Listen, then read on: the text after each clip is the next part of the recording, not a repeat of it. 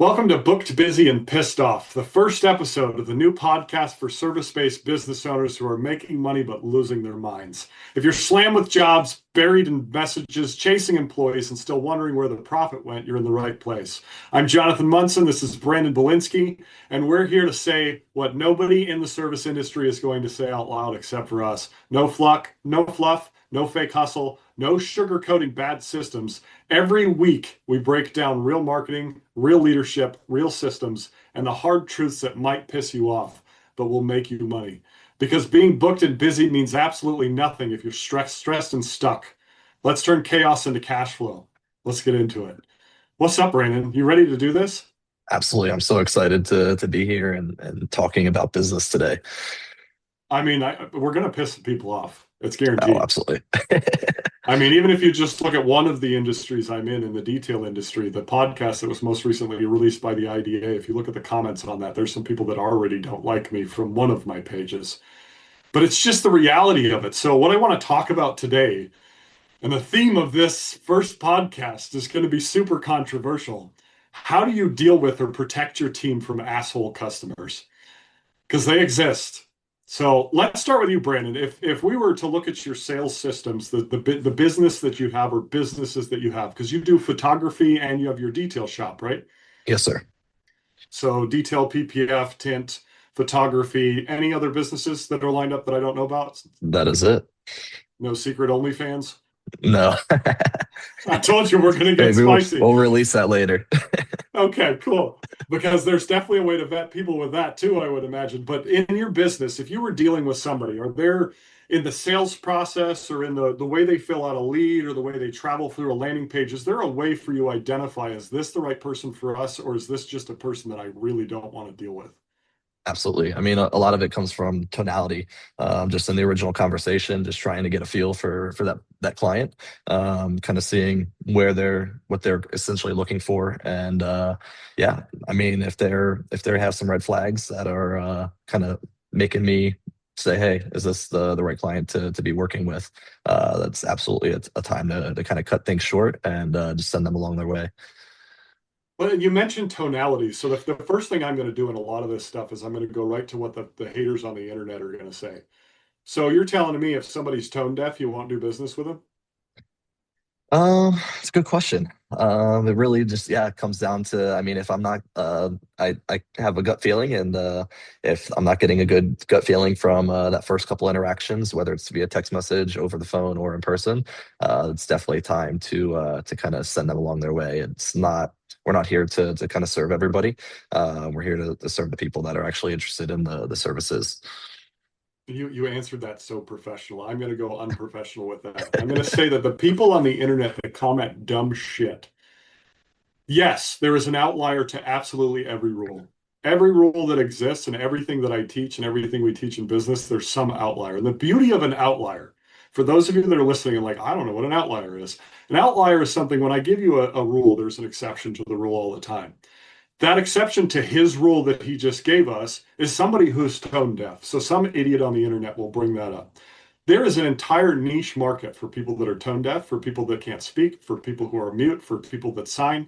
That can be a target client for an entirety of a business. If there's an area where there's a lot of those type of people, we can create a business just for those people. If there's a large area of handicapped people, we can create a business for handicapped people. If there's a large area for veterans, we can create a business for veterans. We can put pieces within our business that also vet those people within the sales process so that we find the tone deaf people. Maybe there's a series of questions we can ask that are subtly hinting that there's a possibility that your tone is off and we're not liking it. But I would agree. Tone is another huge piece of the sales equation. Because if I have a bad tone with you, do you want to buy from me? Absolutely not. So why is that not the same rule for the customer? Absolutely. Yeah. No, I mean, I just even listening to some of the information that you've been putting out recently, I've definitely taken that to an account myself and within my own business in terms of kind of just checking people at the front door. Yep. And so if that's not it though, there's got to be more in your sales process. What are some other red flags for you that make you go, yeah, we're good? A lot of it's going to come down to the responsiveness too. If they're not willing to respond to the questions that we're asking to try to get a better feel for what exactly they're looking for. I mean, we're here as the professionals to make a recommendation and help them at the end of the day. But if they're not allowing us to do our job and check and see kind of what they're exactly looking for and how we can exactly help, then we're not going to be a good fit for each other. Well, and here's the beauty of this. You know, we look at the businesses that Brandon run. Brandon photography and PPF tint, ceramic coatings, basically a detail shop that does really premium high-end work.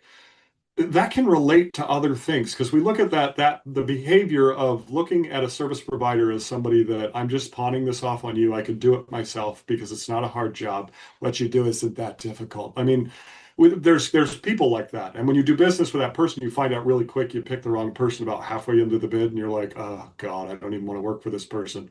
But the reality is there's a ton of different service industries out there, like pools. Somebody who takes care of a pool, it's just cleaning a pool, right? It's super easy. And you ever balance the pH in a pool? One of my first jobs. You actually have to balance the pH. Otherwise, the people that swim in that pool hate you because Absolutely. they're blind when they're done.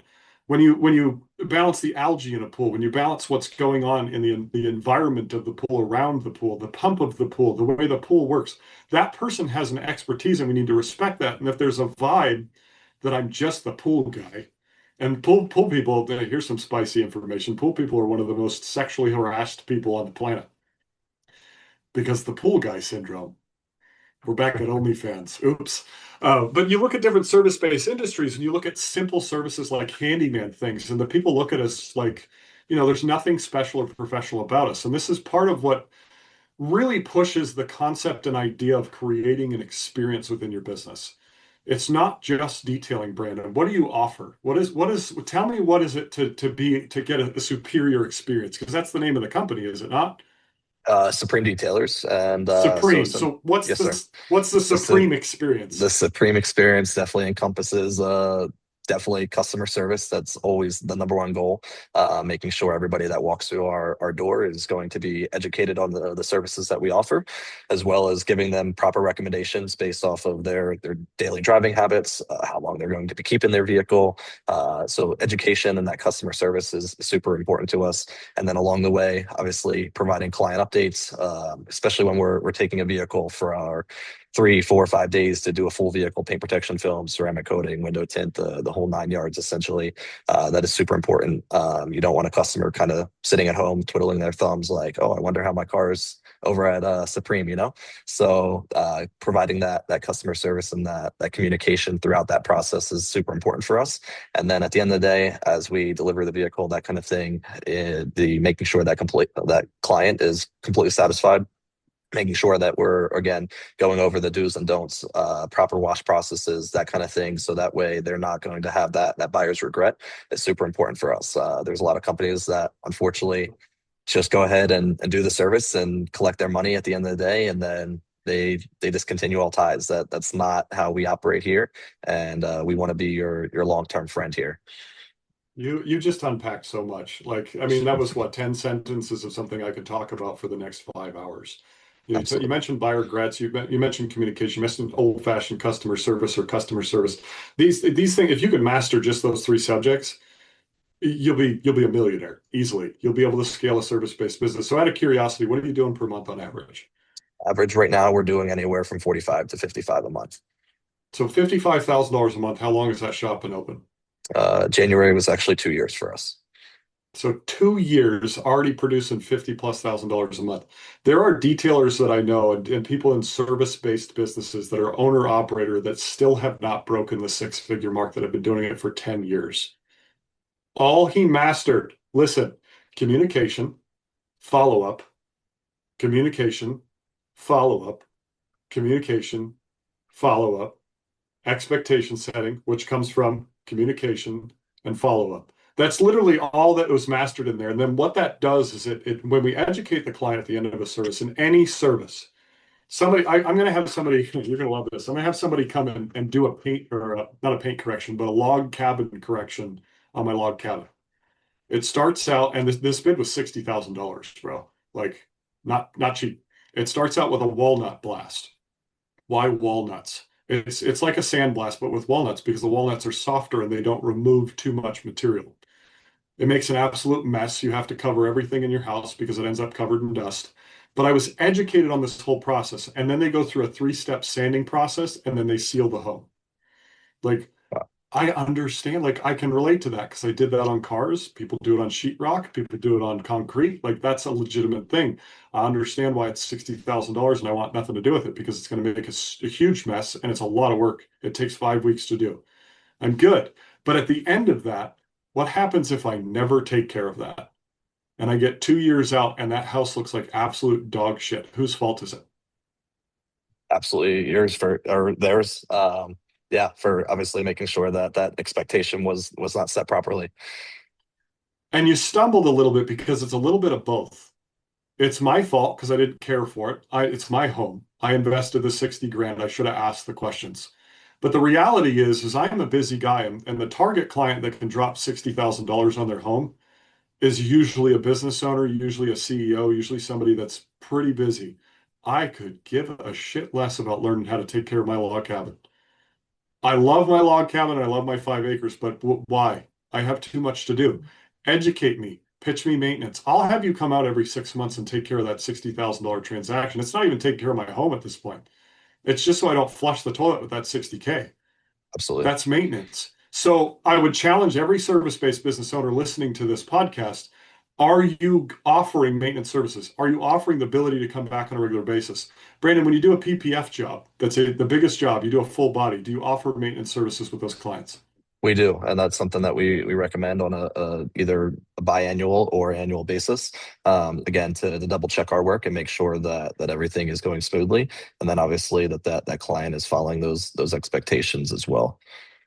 Love it. And we should be doing that in electrical. We should be doing that in HVAC. We should be doing that in every service-based industry. Welding. You just welded together an entire fixture for me. I've got a barn that we're putting out here because I used my barn to create a training studio. So I need a garage now. Now we're going to be welding that together and putting it up. That's just it, right? I don't have to maintain the building. Good to go. Only if it was There's that easy. potentials, right? I wish it was that easy, but there's potential maintenance involved in that. And maybe that's not your company. Maybe you're the guy that goes out and builds it, but what happened to building networks? What happened to communicating with others? What happened to rising tides raise all ship? Why don't we reach out to somebody that maintains those buildings and say, "Hey, I don't do this, but it does need to be done. There's a local company that I trust, and this is that person." That also bolsters you. So there's a saying that goes, if I refer you, and I don't know the saying, so I'm going to make up my own. If I refer you, you have a good experience, that's my fault. If I refer you and have a bad experience, it's my fault. No matter what experience you have from my referral, you're going to blame me. It's just what's going Absolutely. to happen.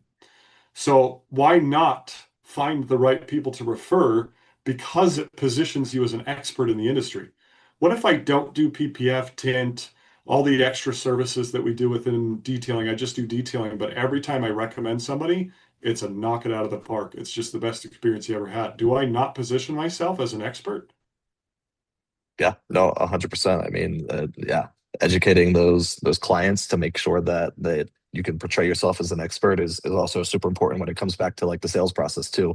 If they are asking questions or you're not able to answer them properly and correctly, then obviously they're going to question your ability and whether or not they should be doing business with you as well.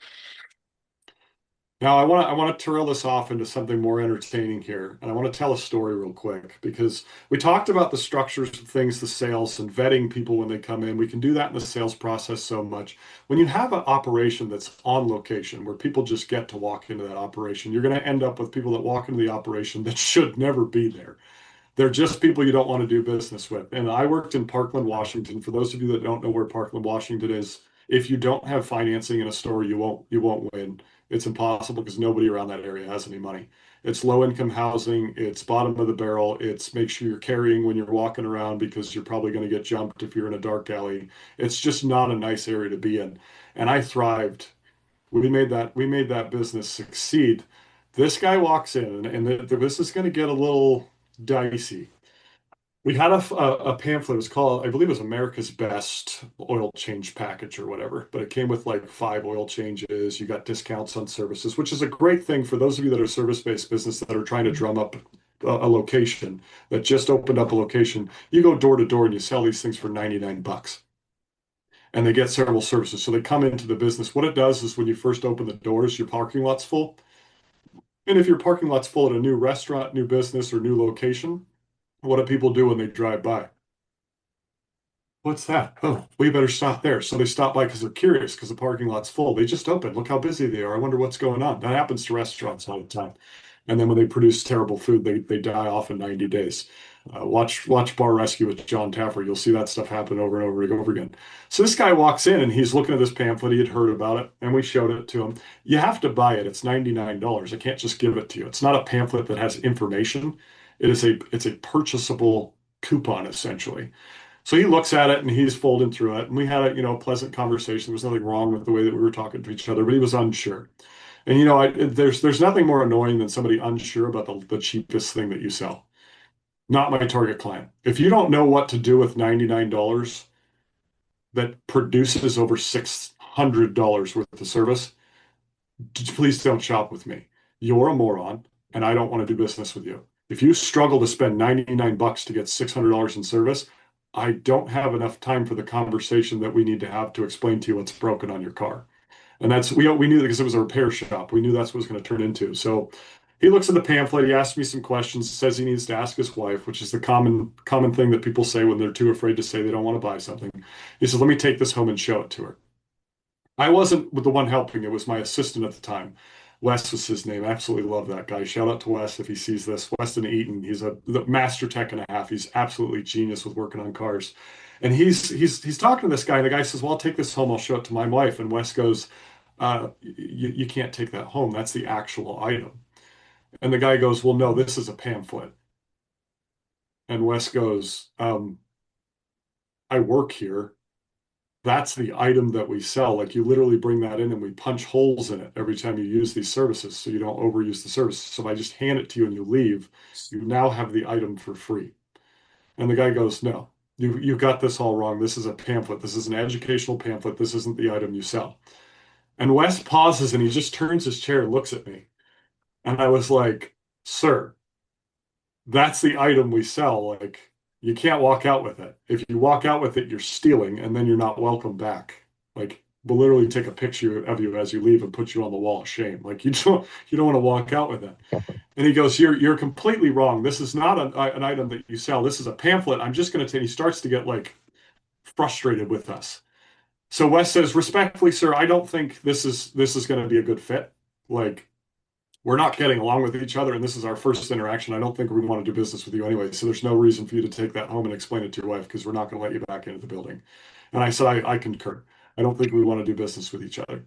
And the guy got all sorts of aggressive, started yelling at Wes, like, "You judgmental prick," and, calling us names. So I popped over to that seat and I was like, "Wes, let me take this over." And I was like, "I'm going to go ahead and call the police and have you removed from the building because this is a terrible first interaction. We don't want to do business with you. Wes told you what this is. You argued with us, and this is where we are. So you can leave, or I can call the police." And he did, the typical attitude problem person. "Go ahead and call the police." Okay, I'll call the police. So I called the police. I'm on the phone with them, and I'm literally looking right at the guy because at this point you're, high stress. Somebody could swing, and this happened all the time in automotive repair. People would swing and throw batteries. Never happened to me, but I saw it happen to other people. I saw a guy get beat up with a ball bearing once. It's actually kind of funny. It's a big old ball bearing. There's a story for another day, but I call the police. The police are asking me to give the descriptors. The guy's 6'2", about 220 pounds, yada, yada, yada. And I didn't mention color at all because he's right there. And the officer asked me, can you describe what color he is?" And I said, "With all due respect, I don't think that's necessary. You guys are literally like 2 minutes away. Just drive down here, ask him to leave. I'm sure he'll leave once you arrive. I honestly don't think he'll even stay here. I think once you start heading down, he'll probably leave."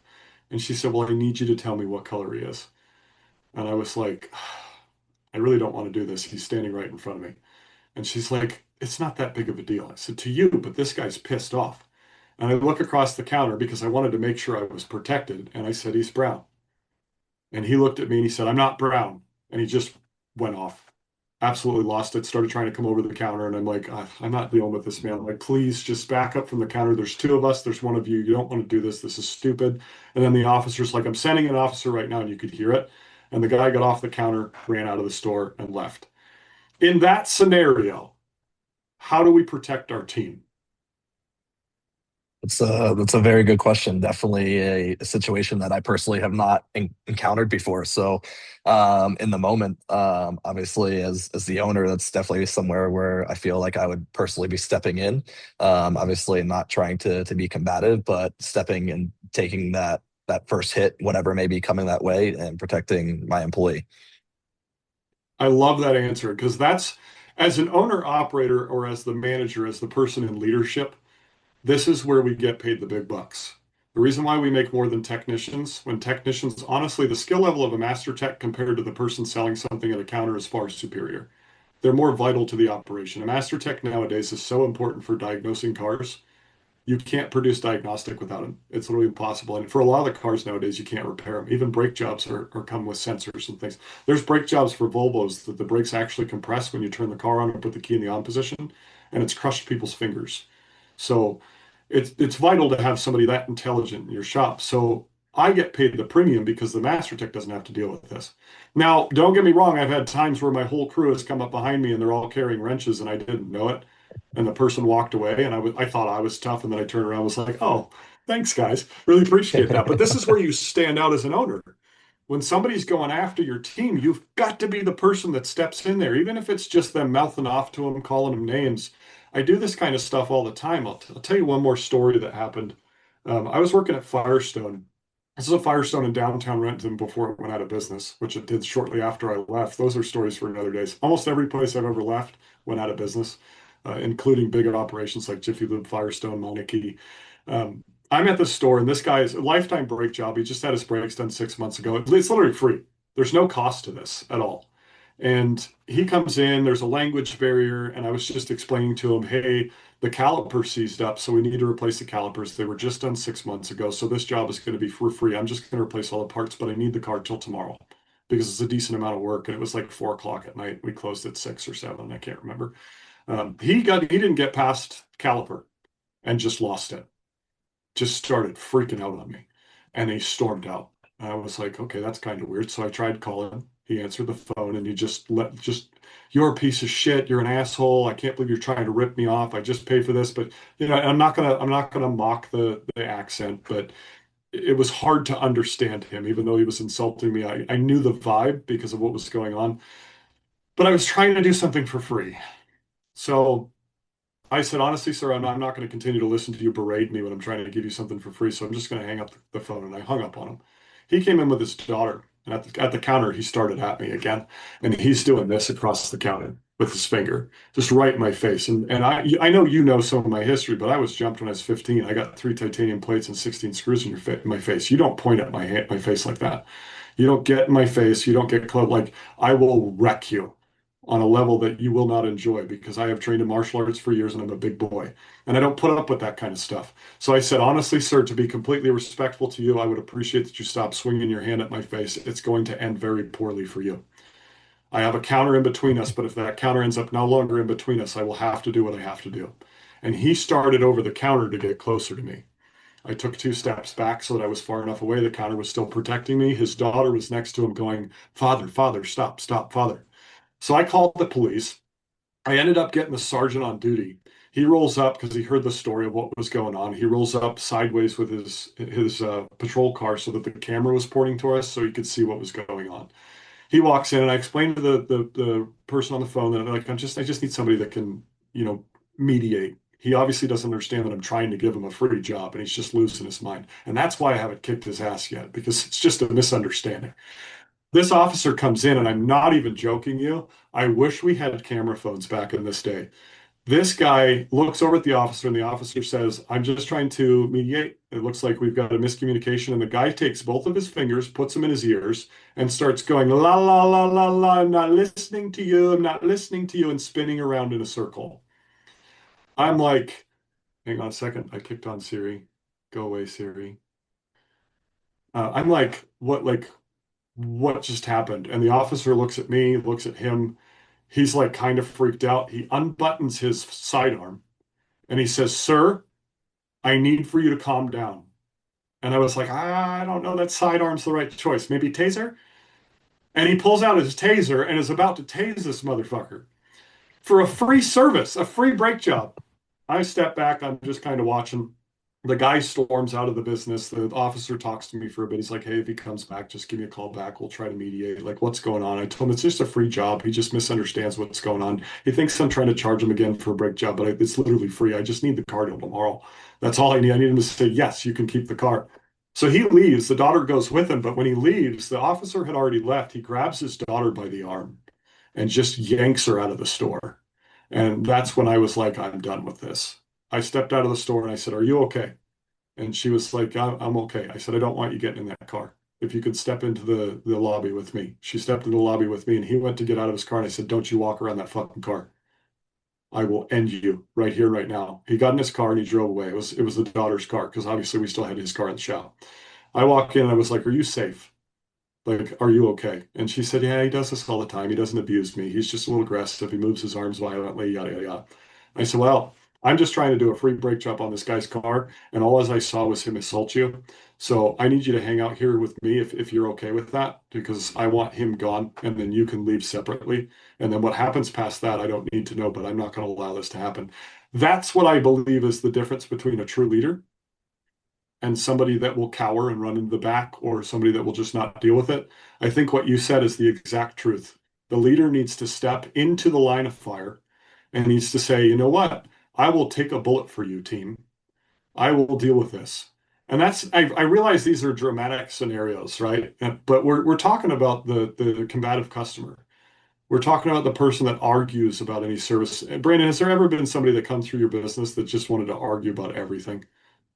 Honestly, no. And I think that kind of goes back to kind of where we were talking earlier, as I don't really allow those people to kind of step foot in my business. We kind of check them via the text message and phone call conversation. And I've honestly never really had to turn anybody away either. I think we are pretty lucky to have attracted a premium clientele that haven't really had any of these issues, but obviously talking about those 100% leadership and protecting your team is something that not everybody has the balls to essentially do.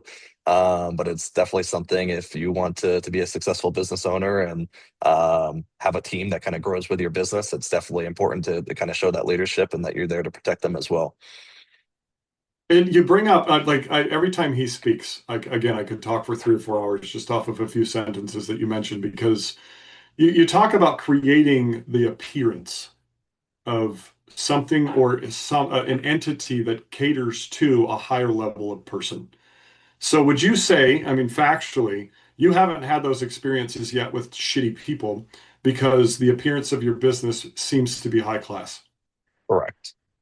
The service that happens when they're at your business seems to be high class. Absolutely. And the prices reflect that as well too. And the price, that was my next question. So thank you for bringing that up. The price needs to reflect it, which brings us to the subject of, does price steer these types of people away? I 100% believe so. Pricing yourself accordingly and setting that standard for your premium quality of service and product definitely helps allow to kind of weed out the bad apples. So how did you come up with your pricing structure that you knew was going to be that level? Honestly, the biggest thing that I've done may kind of put a secret out there now, but I've went ahead and called our other local businesses that are kind of like where I wanted to be when we started. So basically, did the research of calling other local shops and pretending to be a potential client of theirs, kind of seeing how they operate, how they do business, the prices that they were charging, and went ahead and kind of duplicated that myself in terms of the pricing. But then obviously saw what they were doing in terms of how they follow up everything and tried to do it better. And that's what I'm continuing to So do to this day. so wait a minute, you asshole. You called all these other people that are local competitors that have experiences, that have been doing this longer than you have. You started your own business. You started doing what they do. You don't have the experience that they do, and you charge the same price that they charge. Absolutely.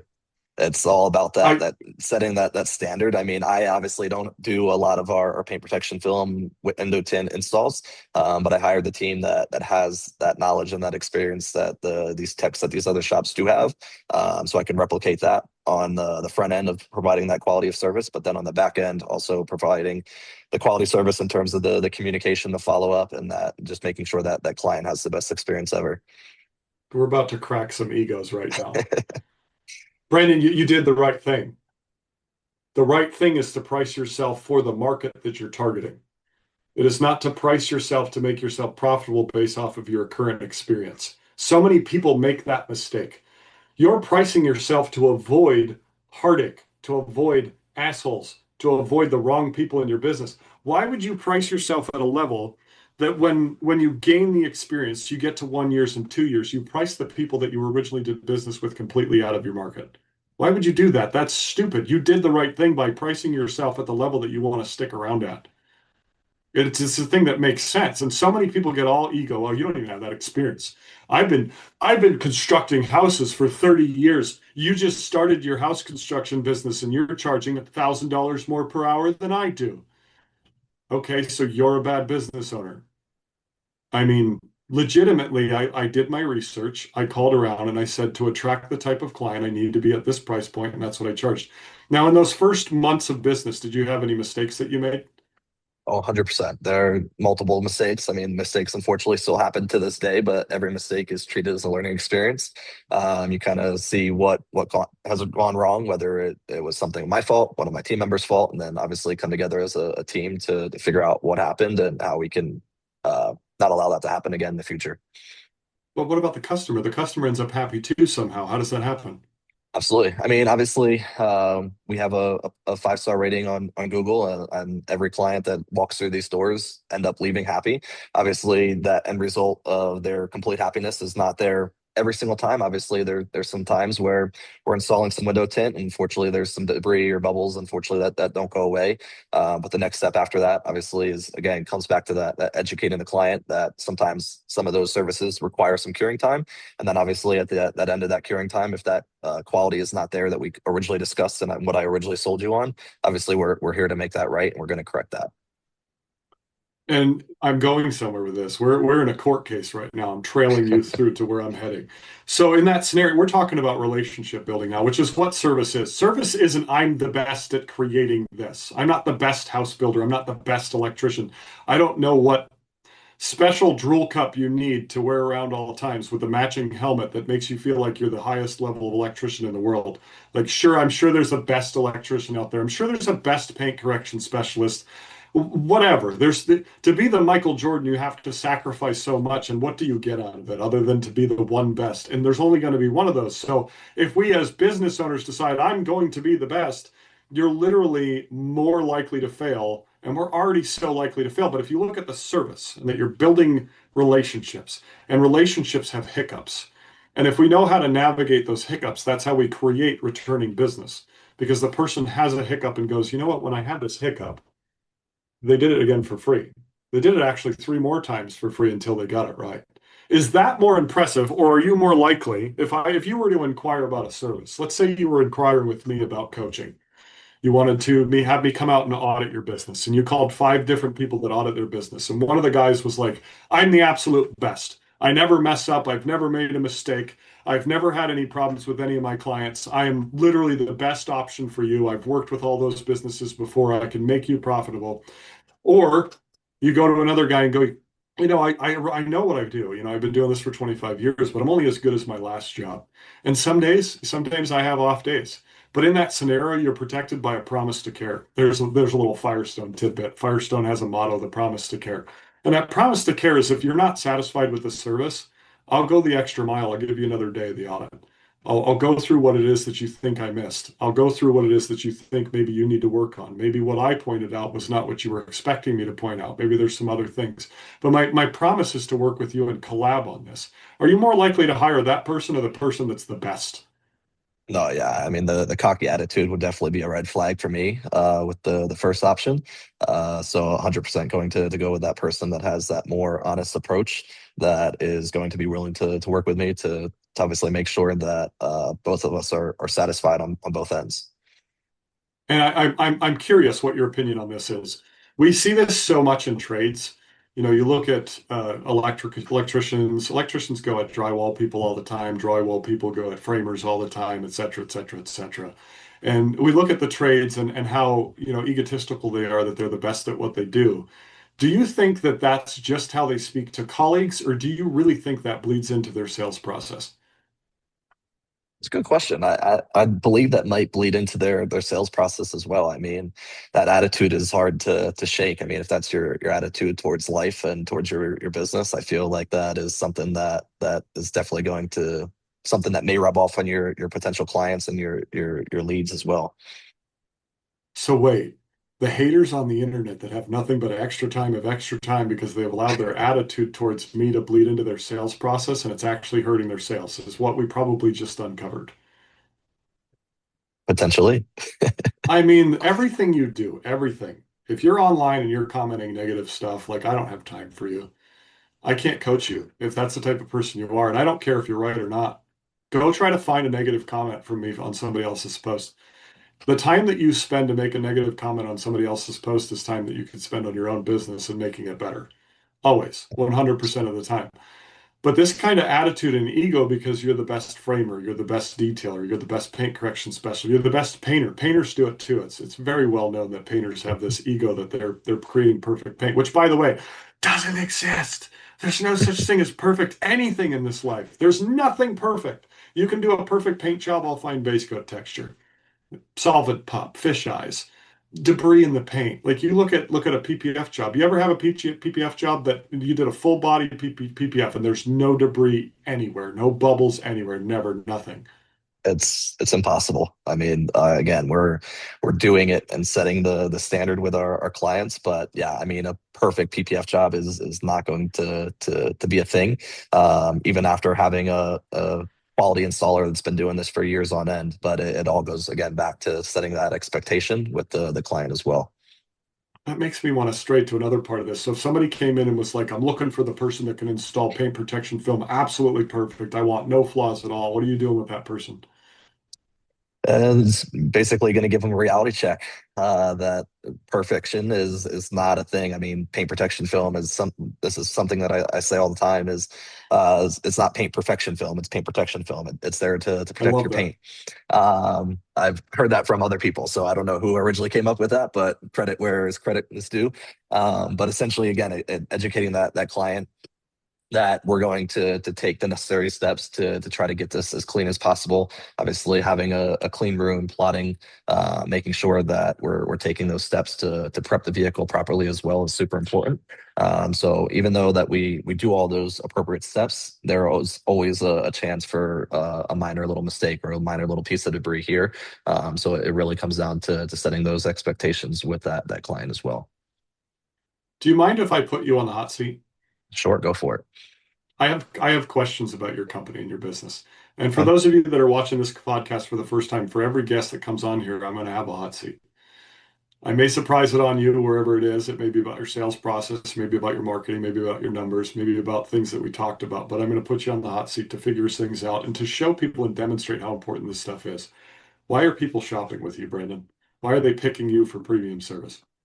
Yeah, no, I mean that's a question that I've been asked by potential leads as well, or potential clients. It really comes down to again that service that we're going to provide and that education aspect.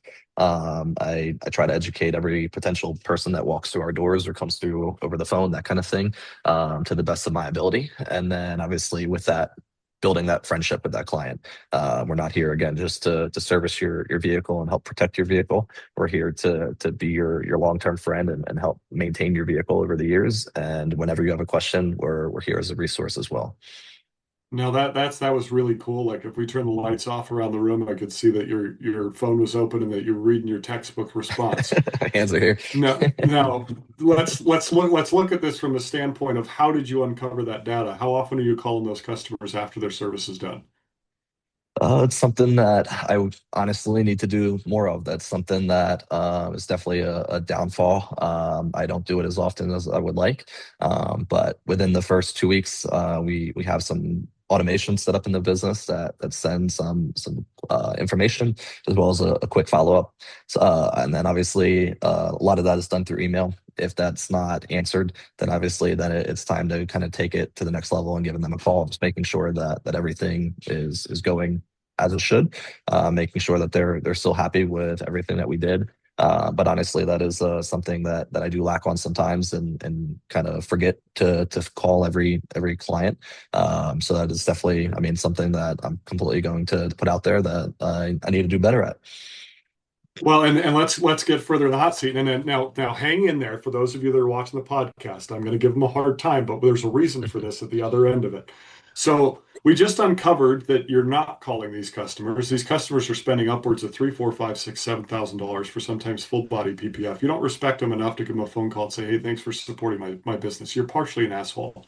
So your solution to that is to say, "Okay, let's throw some automated text messages to not give a fuck about that either, and we'll just send a text instead."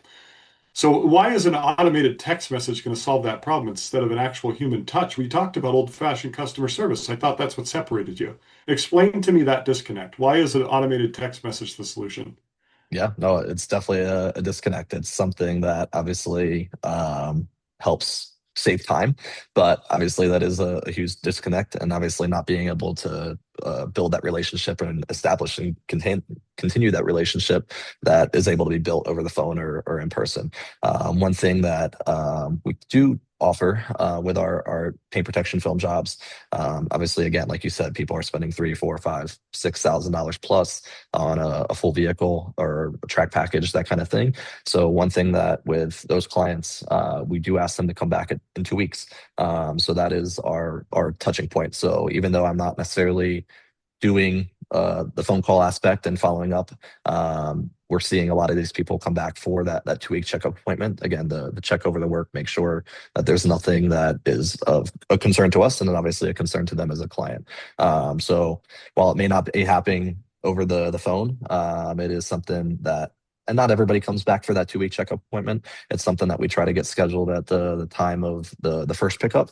But sometimes there's obviously the people that kind of go under the rug, that we don't hear back from right away. So then those are the priority people, obviously, to try to reach out to.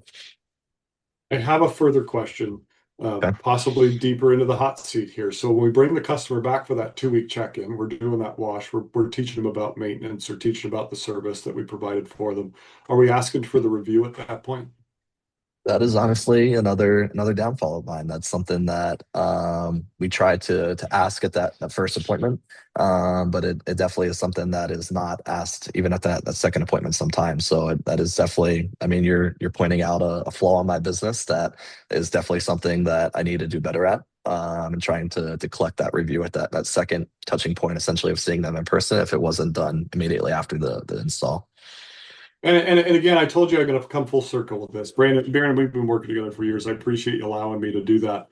Um, all of those pieces need to be in there to create that top tier world class experience that allows you to raise your prices every single year and never price yourself out of the market. We want to have the automation because are there times where your phone rings and you go, "I don't want to answer this"? Yeah, Yeah, no, all of 100%. all, Yeah. even if it was a world class experience. I mean, there's times, Brandon, you've called me and I've been like, "I don't have time for this guy right now." Because it's just the reality of life and being busy. What about if I got an automated text message during that time? Oh, he called me, but then, oh, I see. He's just looking to make sure that I'm happy with the service. I'll take the automated part. I'll do the 5-star review. And there's going to be a sect of clients that are within your segment or your market that will love that part. My area is very analytical, very Microsoft, very Apple, very let's text, let's not get on the phone. It's really hard to get people on the phone. So I have both pieces of that. And then you've got the person that's 79 years old. They come from old money. You've got Gary Peterson was one of my best clients. He basically created Tacoma. I mean, he created the banks of the Tacoma ocean area and all the oceanfront properties. He bought he bought these plots for $7,000 a piece, sold them decades later for $440,000 a piece. The guy's just made of money. He doesn't like text. He doesn't like automations. He likes phone calls. So to knock it out of the park for him, it's a phone call. So there may be a piece in there where we talk to the client, we find out what their best follow-up is. But now that adds another piece in the process, and the piece in the process creates labor, labor creates cost creates need for increase on what we charge the client.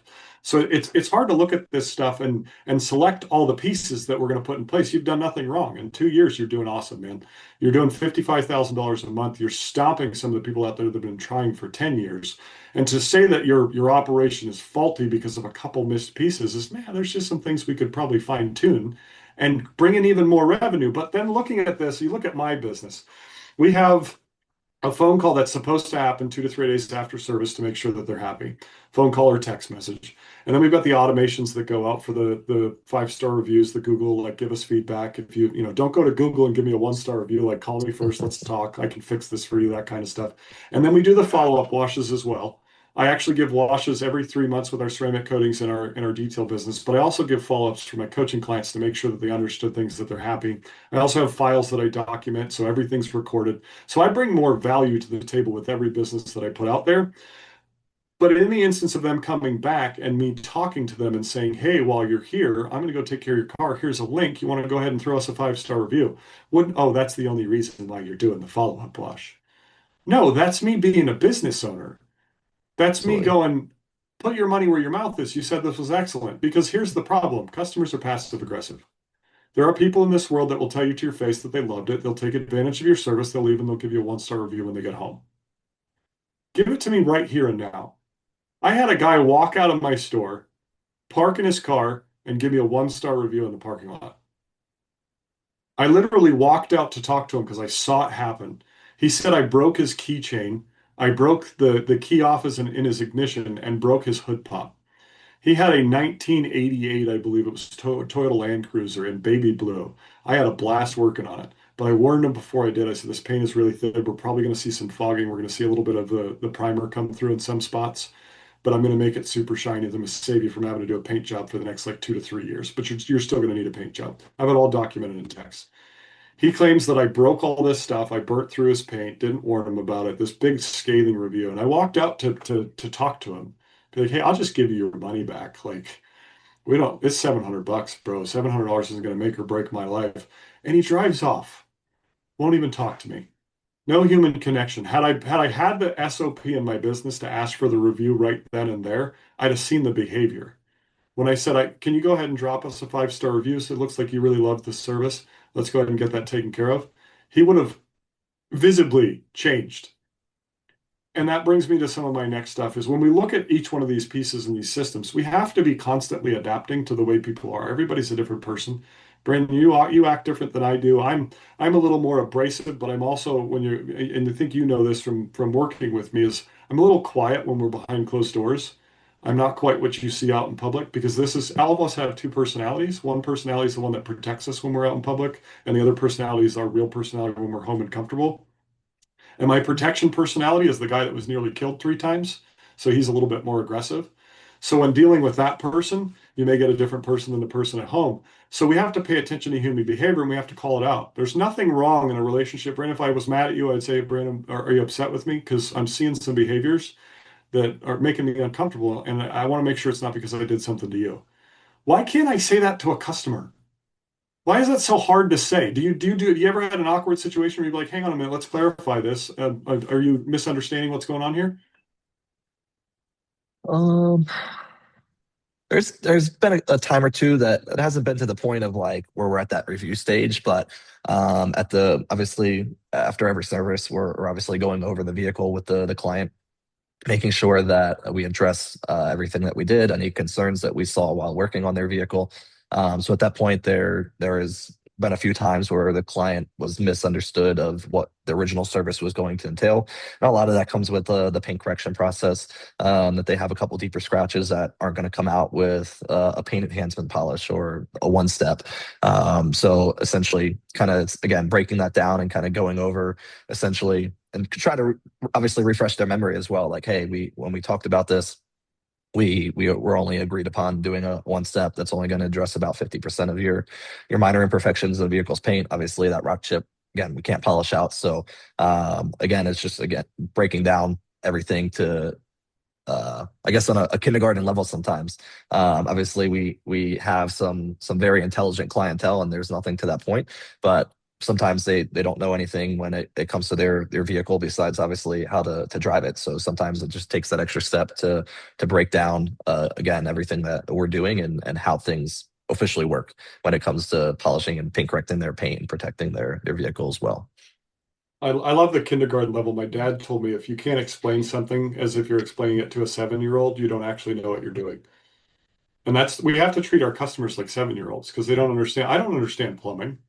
I don't understand concrete. I had a guy come out and give me a bid for concrete. He gave me a bid for $51,000. And I was like, pause. Does it have gold in it? Like there was nothing in the relationship building portion of it that made me need to pay 50 grand.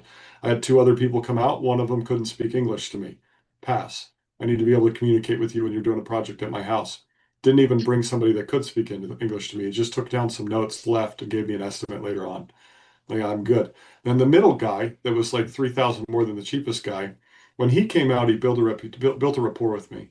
He walked me around the shop. He said, "Do you really want to spend on this? Do you want to spend on this? Like, can you dig a hole? Yeah, I can dig a hole. You want to save yourself 15 grand?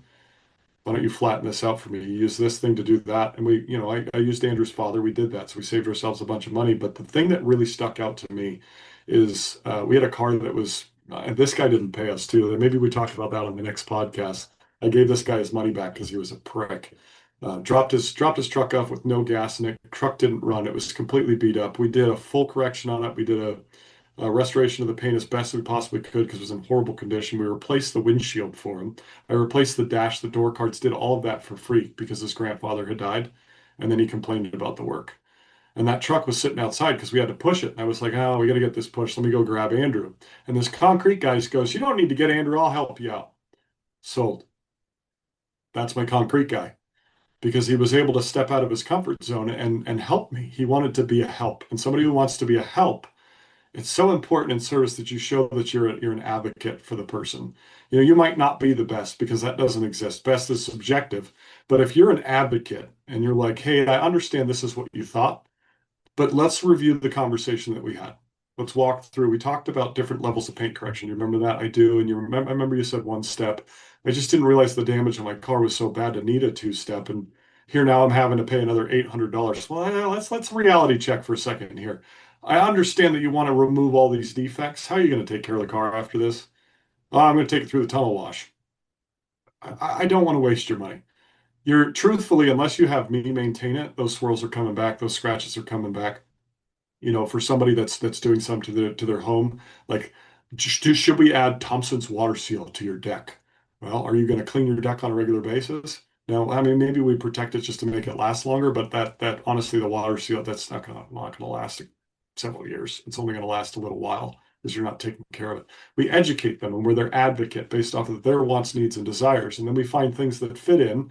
They're like, okay, this guy didn't understand this point, but he wanted a two-step correction because he wants the paint to look as good as possible. But how did the paint get there in the first place? He didn't take care of it. So maybe I need to insert thing to buy. Maybe he needs a maintenance plan. I'd love to do this for you for the extra $800, but I tell you what, just buy a maintenance plan. I'll do it for free. I'd rather sell you an $1,800 maintenance plan because I know you're not going to take care of this car the way that I take care of it.